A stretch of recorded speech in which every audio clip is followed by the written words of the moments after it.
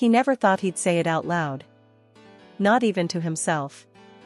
But after all this time, after the cameras stopped flashing and the scripts stopped arriving, something inside him was louder than ever.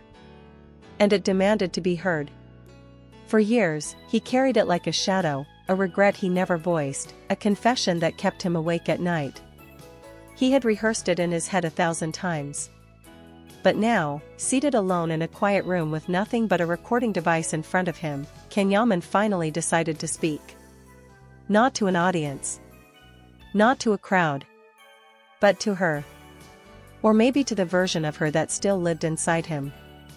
Demet, he began, his voice shaky, low. I know I don't have the right to say your name out loud anymore. But it's been living in my throat for years, and I can't swallow it down any longer. He paused.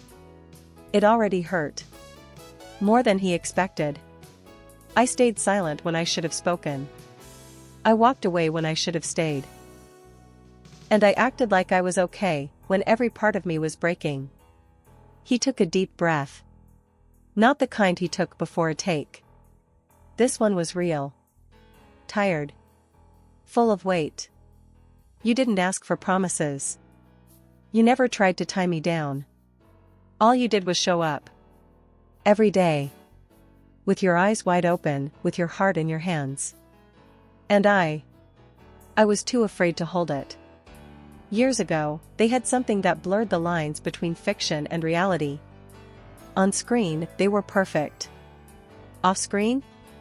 They were something more, something fragile, something raw. He remembered the nights spent talking until sunrise. The nervous glances in between takes. The warmth of her fingers grazing his arm when no one was looking. He remembered the hotel hallway where they said goodbye, or pretended to. And how she waited, just a second longer than necessary. Hoping he'd say something. Hoping he'd stop her. And he didn't. You always waited for me to catch up, he said into the recorder. But I never did. And I realize now, maybe I never deserved you. There was no dramatic ending to their story. No fight. No betrayal. Just a slow, quiet fading. But the silence that followed was the loudest thing he had ever heard. I kept telling myself it was timing. That we were too busy. That we'd circle back eventually. He shook his head. But the truth? I was a coward. I thought I needed to protect my career, my image, my independence. And in doing so, I let go of the one person who saw me when no one else did. He clenched his jaw. He hadn't planned to cry.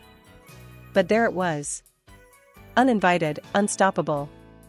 I see you everywhere, he whispered. In the songs that play in cafes, in the roles I turn down, in the mirror on the nights I can't sleep. Years had passed. Relationships came and went. Headlines changed. But some things refused to fade. Her perfume still lingered in that one jacket he never wore again. Her handwriting, tiny, neat, still lived on a note he kept in his wallet. Just 3 words. I believe you. You believed in me before I did, he said. And I failed to give you that back. He sat still, listening to his own breath. Then, in a voice barely audible, he said the words he should have said years ago. I loved you, Demet. I think I still do.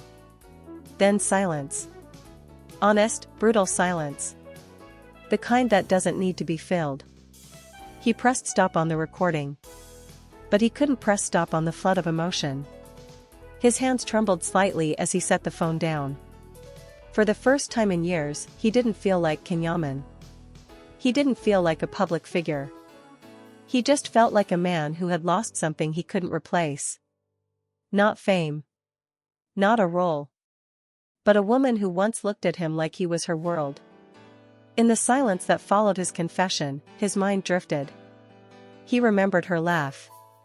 The real one, not the one on set, but the one she saved for private moments. He remembered the time they got lost in a small village on their way to a shoot and ended up eating fresh bread by a riverbank, just talking for hours. No makeup. No lights. No pressure. Just them. He remembered the way she used to touch his chest lightly when saying goodbye, like it was her way of asking him to stay a little longer without saying the words. And he remembered the last time she did that. And how he stepped back. He didn't say it at the time, but that one moment? It haunted him. Because it was the second everything started to slip. Months after the recording, fate intervened. They were both invited to the same charity gala. He knew she might be there. He told himself he wouldn't go. But something pulled him. When he entered the venue, his eyes scanned the room faster than he could control. And then, there she was. She hadn't changed. Or maybe she had. She looked stronger. Calmer. Somehow brighter, even in a dimly lit room. And she was smiling. Not at him. At someone else. His stomach twisted. He watched from a distance. Just for a few seconds. But it felt like hours. She laughed, posed for photos, hugged colleagues. She looked happy. And that crushed him. Not because he wanted her to be miserable. But because a small part of him had clung to the idea that maybe she missed him as much as he missed her. That maybe, she was still waiting. But she wasn't.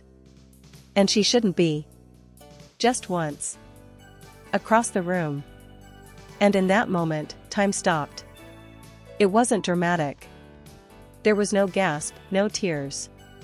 Just a look. A soft, knowing glance.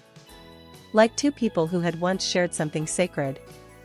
And now understood that it lived only in the past. She gave him a small nod. Not cold. Not inviting. Just, kind. And then she turned away. He didn't try to speak to her. He didn't chase her down. He just went home and did the one thing that helped, he wrote. Seeing you tonight made me realize something. I'm not the main character in your story anymore. And that's okay. You looked happy. Not the kind of fake happy I used to wear. But real. Calm. Free. I wish I could have given you that when I had the chance. He paused, fingers shaking. But maybe you had to lose me, to find yourself. Weeks later, he decided to do something unthinkable. He released the recording. Not as a public statement. Not as a PR stunt. But as a short audio piece titled, For the One Who Waited While I Stayed Silent, No names. No details. Just raw emotion. Fans speculated. Blogs exploded. But he didn't clarify anything. Because it wasn't about anyone else. It was about the truth. His truth. Of course she did. It reached her quietly. A friend sent it. She listened alone. At night. With the lights off. The rain tapping lightly against the window like a memory trying to come in. Her phone screen dimmed to black as the voice filled the room. His voice. A voice she thought she had trained herself to forget. And when it ended, she didn't cry. She didn't text. She didn't call. She just sat in silence for a long time, hands in her lap, heart steady but sore, like a wound that had closed but still ached when touched. Because in that moment, something shifted. She finally understood what had happened all those years ago. Not through words he said back then, but through the honesty that finally spilled through now. He hadn't stopped loving her. He never did. He just didn't know how to love her right. He didn't know how to show it without fear. How to stay without running. And that made all the difference. She wasn't angry anymore. She wasn't waiting. She was simply at peace. Because the silence had finally spoken. Months passed. Quietly. Like leaves falling in late autumn, one by one. And then, one night, in a studio dimly lit with soft lights and uncomfortable truths, a journalist leaned forward and asked Can. What's one thing you regret not saying when you had the chance? He looked away for a moment. Took a long breath. The kind you take when memory wraps itself around your throat. Then he smiled, not the practiced smile he had worn for years, but the real one. The tired, vulnerable kind. That I loved her, he said quietly. And I still do. Not because he thought saying it would bring her back. Not because he expected forgiveness or a second chance. But because after all this time, after all the pretending, he finally said the one thing he owed. To her. To himself. And to the silence that had lasted far too long.